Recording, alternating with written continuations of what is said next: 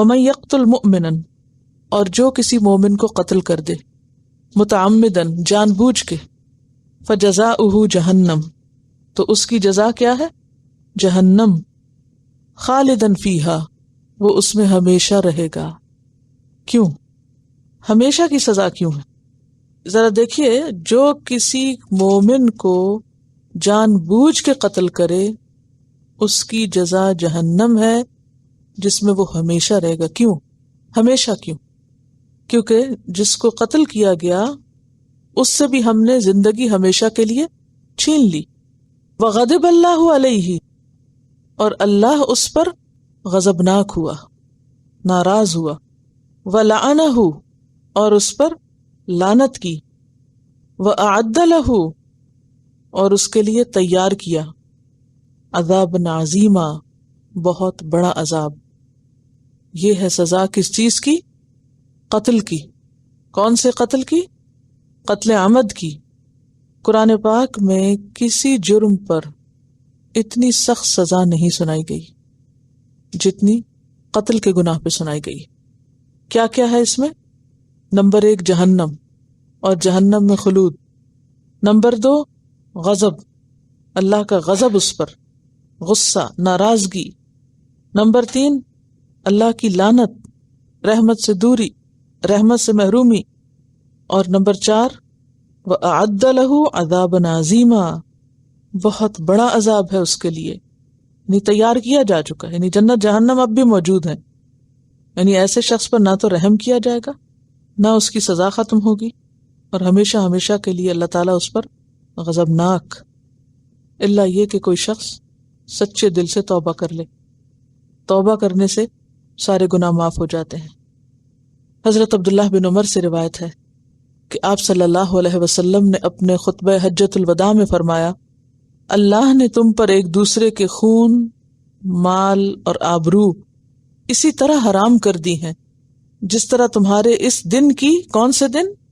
یوم النحر کی، تمہارے اس شہر کی یعنی مکہ کے شہر کی، اور تمہارے اس مہینے کی یعنی ذوالحج کے مہینے کی حرمت ہے۔ نیز فرمایا میرے بعد ایک دوسرے کی گردنیں مار کر کافر نہ بن جانا۔ یہ بخاری کی روایت ہے۔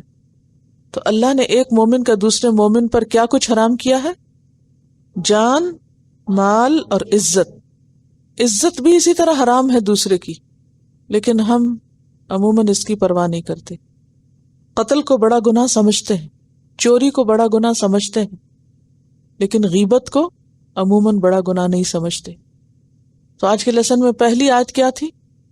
آپس کے تعلقات کی درستگی کر لو، اور درستگی کے لیے کیا شرط ہے؟ سلام کی کثرت کرو۔ اور یہاں پر بگاڑ کی آخری حد بتائی گئی۔ بگاڑ کی ابتدا کیا ہوتی ہے؟ چھوٹی چھوٹی بدگمانیوں سے۔ اگر سلام کی کثرت ہو، ایک دوسرے سے صلح صفائی کرتے رہے انسان، جیسے ہر چیز کی صفائی ہوتی ہے ایسے آپس کے تعلقات کی صفائی بھی ہوتی رہے، تو یہاں تک نتیجہ نہیں پہنچتا۔ لیکن اگر باہمی تعلقات میں خوبی اور بھلائی نہ ہو، سلام کی کثرت نہ ہو، اصلاح نہ ہو، تو بعض اوقات لڑائیاں بڑھتے بڑھتے کہاں تک پہنچ جاتی ہیں؟ قتل تک۔ دنیا میں آپ دیکھیں سب سے پہلا جو کبیرہ گناہ ہوا تھا وہ کیا تھا؟ قتل۔ اور اس کے پیچھے وجہ کیا تھی؟ حسد۔ اور حسد کس چیز کا سمبل ہے؟ تعلقات کی خرابی کا، جیلسیز۔ جب جیلسی حد سے بڑھتی تو انسان کیا چاہتا ہے؟ کہ جس سے مجھے حسد ہے وہ مجھے نظر بھی نہ آئے۔ تو جب وہ نظر آتا ہے تو پھر وہ کیا اقدام کرتا ہے؟ اس کو ختم کر دے، کہ میں اس کو ایسے ٹھکانے لگاؤں کہ دوبارہ وہ دنیا میں بھی نہ ہو۔ یعنی کسی کو نظر سے اوجھل کرنے کا سب سے بڑا طریقہ کیا ہے؟ مار ڈالا جائے اس کو، قصہ تمام کر دیا جائے اس کا۔ تو کسی کا قصہ تمام کرنے والا، یعنی کسی کی دنیا چھیننے والا، دراصل اپنی آخرت بیچ دیتا ہے، اپنے لیے ہمیشہ کی سزا بھگتتا ہے۔ حضرت ابو بکر کہتے ہیں کہ آپ صلی اللہ علیہ وسلم نے فرمایا، جب دو مسلمان تلوار لے کر باہم لڑیں تو قاتل و مقتول دونوں جہنمی ہیں۔ میں نے کہا اے اللہ کے رسول صلی اللہ علیہ وسلم، یہ تو قاتل تھا، مقتول کا کیا قصور؟ فرمایا اس لیے کہ وہ بھی اپنے ساتھی کے قتل کے درپے تھا۔ تو اس سے کیا پتہ چلتا ہے کہ قتل کرنا تو دور کی بات، اگر قتل کی نیت کر لی اور کر نہیں سکے بلکہ الٹا خود ہو گئے تو اس نیت کی وجہ سے پھر انجام قاتل ہی کی جیسا ہوگا۔ حضرت ابن عباس کہتے ہیں کہ آپ صلی اللہ علیہ وسلم نے فرمایا 3 آدمیوں پر اللہ تعالیٰ قیامت کے دن سب سے زیادہ غضبناک ہوگا۔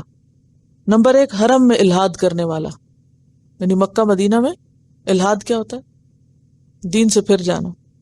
نمبر 2، اسلام میں طریقہ جاہلیت تلاش کرنے والا، یعنی مسلمان ہونے کے باوجود کیا کرے؟ جاہلیت کے طریقوں پہ چلے۔ نمبر 3، ناحق کسی کا خون بہانے کا طالب، بے وجہ کسی مظلوم کو مار ڈالے۔ یہ بخاری کی روایت تھی۔ حضرت ابن عباس کہتے ہیں کہ آپ صلی اللہ علیہ وسلم نے فرمایا قیامت کے دن قاتل کی پیشانی کے بال، یعنی سر کے بال اور سر مقتول کے ہاتھ میں ہوگا، یعنی وہ شخص جس نے کسی کو قتل کیا تو قاتل کا جو سر ہے وہ کس کے ہاتھ میں ہوگا؟ مقتول کے ہاتھ میں، اور اس کے گلے کی رگوں سے خون بہہ رہا ہوگا، اور اللہ تعالیٰ سے فریاد کرے گا کہ اے میرے رب، اس نے مجھے قتل کیا تھا، یہاں تک کہ عرش کے قریب لے جائے گا۔ راوی کہتا ہے کہ لوگوں نے ابن عباس کے سامنے توبہ کا ذکر کیا تو انہوں نے یہی آیت پڑھی اور کہا کہ یہ آیت نہ منسوخ ہے نہ بدلی گئی، پھر اس کی توبہ کیسے قبول ہو سکتی ہے؟ تو ابن عباس تو یہ کہتے ہیں کہ ایسے قاتل کی توبہ بھی قبول نہیں، لیکن بعض دوسرے علماء کیا کہتے ہیں کہ توبہ قبول ہو جاتی ہے، اور اس کے لیے وہ کیا دلیل دیتے ہیں؟ سورۃ الفرقان کی آیت 68 69 وغیرہ کو آگے تک دیکھیے۔ والذین لا یدعون مع اللہ الہا آخر، یہ کیا چیز ہے؟ شرک، یعنی شرک سے پرہیز کرتے ہیں۔ والذین لا یدعون مع اللہ الہا آخر ولا یقتلون النفس التی حرم اللہ الا بالحق، اور نہیں وہ قتل کرتے کسی جان کو مگر حق کے ساتھ، ولا یزنون، اور نہیں وہ زنا کرتے۔ یہ 3 جرائم کا ذکر ہے، شرک، قتل اور زنا۔ وَمَن يَفْعَلْ ذَلِكَ، اور جو کوئی ایسا کرے گا، کیا؟ شرک، قتل اور زنا، ان میں سے کچھ، یلقى اثاما، وہ گناہ کا بدلہ پائے گا۔ کیا ہے؟ یضاعف له العذاب یوم القیامہ، قیامت کے دن اس کو دگنا عذاب دیا جائے گا۔ وَيَخْلُدْ فِيهِ مُهَانًا، اور ہمیشہ رہے گا اس میں ذلت کے ساتھ، رسوائی کے ساتھ۔ الا من تاب، جس نے توبہ کر لی، کس سے؟ شرک سے، قتل سے، زنا سے۔ وآمن، اور ایمان لے آیا، کیونکہ یہ چیزیں ایمان کے منافی ہیں۔ وعمل عملا صالحا، اور اپنی اصلاح کی، آئندہ کے لیے نیک عمل شروع کر دیے۔ فاولئک، تو یہی لوگ، یبدل اللہ سیئاتہم حسنات، اللہ ان کی برائیوں کو نیکیوں میں بدل دے گا۔ وکان اللہ غفور الرحیم، اور ہے اللہ غفور الرحیم۔ ومن تاب، اور جس نے توبہ کر لی، وعمل صالحا، اور نیک کام کیے، فإنہ یتوب الی اللہ متابا، تو وہ اللہ کی طرف پلٹے گا جیسے پلٹنے کا حق ہے۔ تو یہاں آپ دیکھیے کہ سخت ترین آیات میں سے ہے یہ آیت، کیا؟ جس نے کسی مومن کو قتل کیا جان بوجھ کے، تو یہ قتل عمد کی سزا ہے۔ قرآن پاک میں اللہ تعالیٰ فرماتے ہیں من قتل نفسا بغیر نفس او فساد فی الارض فکأنما قتل الناس جميعا، قتل اتنا بھیانک جرم ہے کہ اگر کسی نے کسی کو بغیر وجہ کے قتل کر دیا، بغیر نفس کے نہیں، بدلے کے علاوہ، او فساد فی الارض، یا زمین میں فساد کرنے کے لیے، گویا اس نے تمام انسانیت کو قتل کر دیا۔ بے وجہ کسی کی جان لینا، خواہ وہ ایک انسان کی ہو، وہ کیسا ہے؟ گویا سارے انسان مار ڈالے اس نے۔ کیوں؟ اس لیے کہ سب انسانوں کی جان کی حرمت برابر کی ہے۔ تمام انسان کیسے ہیں؟ جیسے تسبیح میں پروئے ہوئے دانے، اگر تسبیح کا ایک دانہ آپ کاٹ کے باہر نکال دیں تو کیا ہوتا ہے؟ باقی تسبیح اپنی جگہ باقی رہتی ہے؟ نہیں، ایک انسان کا قتل سب کا قتل ہے، کیونکہ اس نے انسانی جان کی حرمت توڑ دی۔ تو جو انسانی جان کی حرمت کا لحاظ نہ رکھے وہ گویا تمام انسانوں کا دشمن ہے۔ اس کے برعکس اگر کوئی ایک جان بچائے تو اس کا کیا اجر ہے؟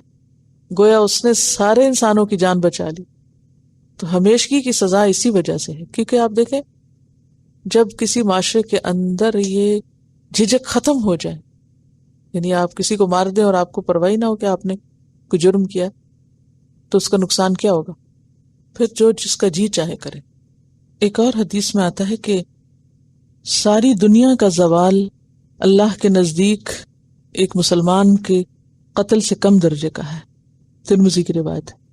یعنی پوری دنیا زوال کا شکار ہو جائے، ہر چیز تہ و بالا ہو جائے، وہ کم درجے کی برائی ہے بنسبت اس کے کہ ایک مومن کو قتل کیا جائے. یہ بہت بڑا جرم ہے.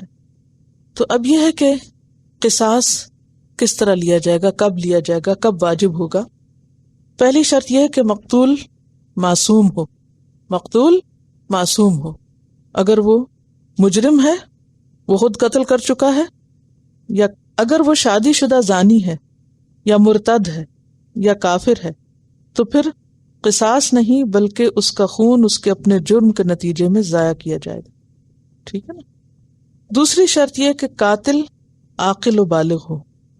نابالغ ہے، بچہ ہے یا مجنون ہے تو مکلف نہ ہونے کی وجہ سے اس پر قصاص نہیں، کیونکہ نبی صلی اللہ علیہ وسلم نے نابالغ کو، مجنون کو اور سوئے ہوئے شخص کو مرفوع القلم قرار دیا. تیسری شرط یہ ہے کہ دین، آزادی اور غلامی میں قاتل اور مقتول دونوں برابر ہوں. اس لیے کہ کافر کے بدلے میں مسلمان کو اور غلام کے بدلے میں آزاد کو قتل نہیں کیا جائے گا. حدیث میں آتا ہے وَلَا يُقْتَلُ مُسْلِمٌ بِكَافِرٍ، کافر کے بدلے میں مسلمان کو قتل نہ کیا جائے. یہ اصل میں بات ہو رہی ہے ایک اسلامی حکومت کی کہ جہاں پر مختلف طرح کے لوگ رہ رہے ہیں، یعنی کہ وہاں پر پھر جو قانون ہوگا وہ کیا ہوگا. ٹھیک ہے. یعنی یہ نہیں کہا جا رہا کہ اگر کوئی مسلمان کسی کافر کو مار دے تو اس کو کچھ بھی نہیں ہوگا، لیکن اگر مسلمان کو مار دے تو بہرحال وہ زیادہ بڑا جرم ہے بنسبت اس کے کہ کوئی مسلمان کسی غیر مسلم کو مانتا ہے. لیکن انسانی جان، خواہ وہ مسلمان کی یا غیر مسلم کی، دونوں ہی محترم. اس کے بعد ہے کہ آزاد کو غلام کے بدلے میں قتل نہ کیا جائے گا. اولاد کے بدلے میں والد کو قتل نہ کیا جائے گا. یعنی اگر ماں نے بچے کو مار دیا ہے تو بدلے میں ماں کو قتل نہیں کیا جائے گا. ٹھیک ہے. جس کے لیے قصاص لینا ہے اس کا مکلف یعنی عاقل و بالغ ہونا ضروری ہے.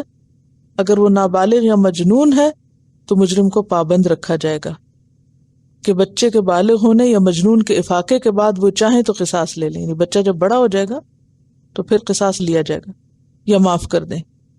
خون کے مستحقین، مقتول کے ورثاء قصاص لینے پر متفق ہوں. اگر کسی ایک نے معاف کر دیا تو پھر قصاص نہیں ہوگا. ٹھیک ہے نا. یعنی قصاص کون لیتا؟ وارث. اور اگر وارثوں میں سے آدھے یا ایک بھی کہے کہ ہم نہیں دیت لیتے تو پھر کیا ہوگا؟ ساکت ہو جائے گی. ان کا متفق ہونا ضروری ہے. اور اگر معاف کر دیا لیکن کسی ایک نے نہیں کیا تو پھر اس صورت میں کیا ہے؟ یعنی کہ اگر وارث کہتے ہیں کہ ٹھیک ہے ہم نے چھوڑ دیا، تو ایسی صورت میں پھر کیا ہوگا؟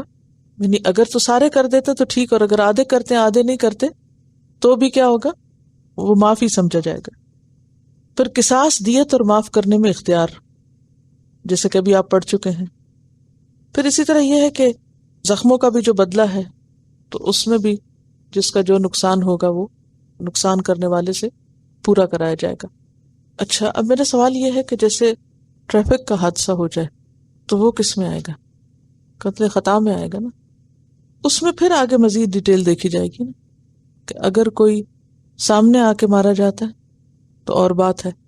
ایک اور چیز یہاں یاد رکھیے کہ ایسے معاملات جب ہو جاتے ہیں نا تو وہ صرف جنرلی کسی بات کو جاننے یا پڑھنے سے بات نہیں بنتی، بلکہ وہ جب بدلہ لیا جاتا ہے یا کچھ بھی اس کی قیمت کی یا کسی بھی طرح کی جو دیت وغیرہ طے کی جاتی ہے وہ وقت کا قانون کرتا ہے. افراد خود سے خود نہیں کرتے، آپس میں بیٹھ کے نہیں طے ہوتی یہ باتیں. مقتول کا بدلہ، مثلا اگر کسی شخص نے کسی کو مار دیا تو قاتل کو اس کے وارث پکڑ کے خود سے نہیں مار سکتے، یعنی اپنے ہاتھ میں قانون کو نہیں لے سکتے. مثلا اگر ایک شخص نے دیکھا دو لوگ آپس میں لڑ رہے ہیں، ایک نے دوسرے کو مار دیا، اب جو مارا گیا اس کا بھائی پاس کھڑا، تو وہ یہ نہیں کر سکتا کہ وہ قاتل کو خود سے خود مار دے. ٹھیک ہے. اس کے لیے کیا ہوگا؟ عدالت میں جائے گی بات، ثابت ہوگا قتل، اور پھر اس کے بعد بدلہ ہوگا.